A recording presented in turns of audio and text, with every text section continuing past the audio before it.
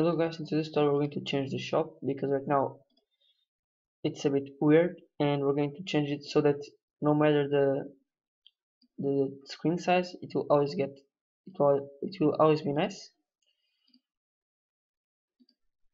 So the first thing that we're going to do is to create a panel. Go to Canvas, UI, panel, and let's name that panel shop panel. And as you can see, whenever panels are instantiated, they get all stretched so that no matter the screen size, it will always be the corners will always follow the screen size. And so I want the shop to be with roughly this size over here, and as you can see now it has always this interval over here and this interval here in the bottom from the sides, and that's okay. And I'm going to put the shop title into the shop panel like so, and put it over here in the top like so, and also decrease it a bit, okay, like that. And as you can see, the shop had a scroll rect attached to it, and we're going to make that scroll rect actually be attached also to the scroll panel like so, so that everything moves according to that panel in the back. And right now I'm going to show you a thing, which is, as you can see, although the scroll rect goes until here, the numbers and the monkey and the items appear out of it. So what I'm going to do is to create a mask. So all I have to do is to first make sure that you have an image in the scroll rect, and going to add component, UI mask, and uncheck show mask graphic. And right now, if you hit play, you'll see that the stuff doesn't get out of the border.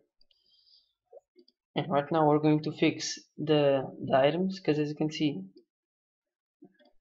they don't get instantiated correctly, because although the shop has that size, the items are bigger, because the scale, instead of being 1 1 1, is bigger. And that's because we had activated this thing called the canvas scaler, and we actually need this to be activated, because if it isn't, well, then stuff gets weird. As you can see, if we have a very small screen, for example, this button is getting smaller, and we want it to get smaller like that. So we actually need this. So what we're going to do is change this item to force it to be always with the scale of 1 1 1. So in the item script,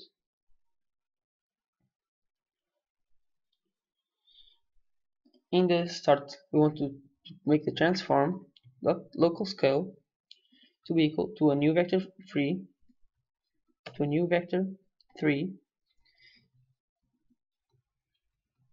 which is 1 1 1. Save it,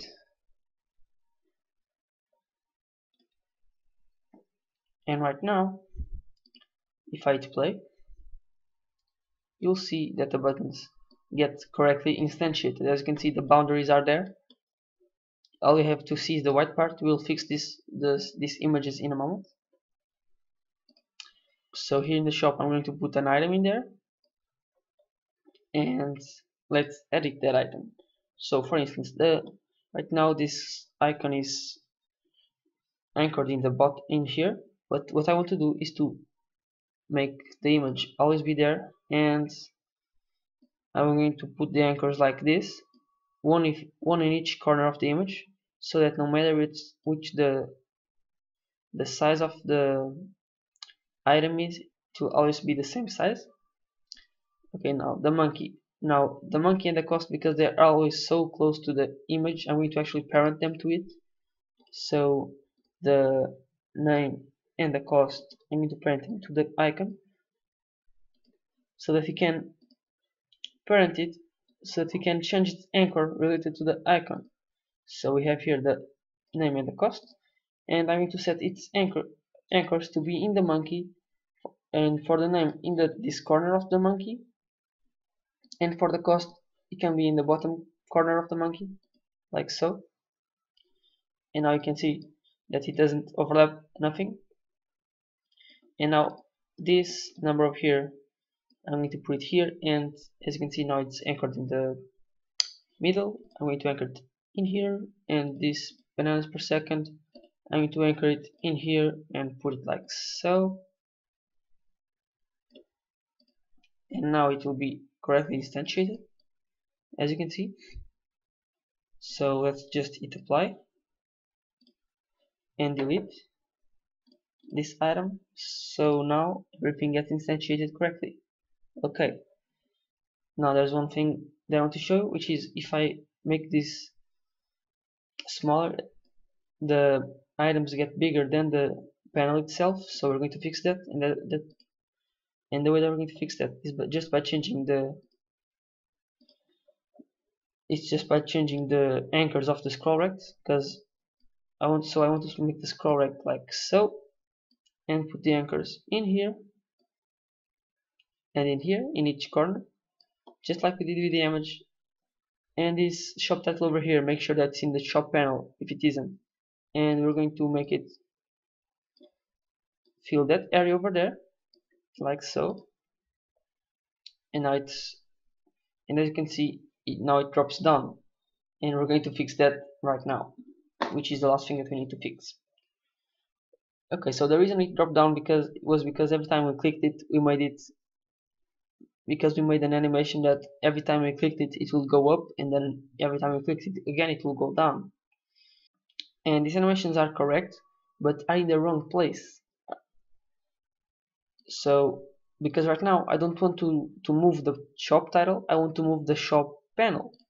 So all I have to do is to find this animator and put it on the shop panel. And to do that, and remember that it was in the shop title, so first we're going to delete it from there. So shop title, animator, let's remove this animator and find it, the animator that is here, and drag it into the shop panel, and now we have it over here. And then the place where we actually made the click happen was in the button master, so we have to change the reference. Right now because it will previously just move the text, and just drag the shop panel into there so that it finds its animator. And now instead of just moving the letters, it will move all of the panel, and the animations are a bit off, and that's what we're going to take care about right now. So I'm going to put the scene over here, and I'm going to the shop panel, and because the shop panel already has this animator, it shows this animations over here. And so for instance, the default shop panel, I want it to be like this, and then when the shop goes up, I want it to go from here to here, and when the shop goes down, I want it to go from here to where it was here. And that's basically it. If I hit play, oh, we haven't changed the default animation correctly. Let's go back there, default animation, click it and change it back down, and click on Ctrl S to save it, save everything. And now if we hit play, the shop will always be there in the bottom, and if I click it, it always goes all the way up in the correct way, and if I click it again, it goes all the way down to there. And that's basically it, guys. So thank you for watching, and see you in the next tutorial.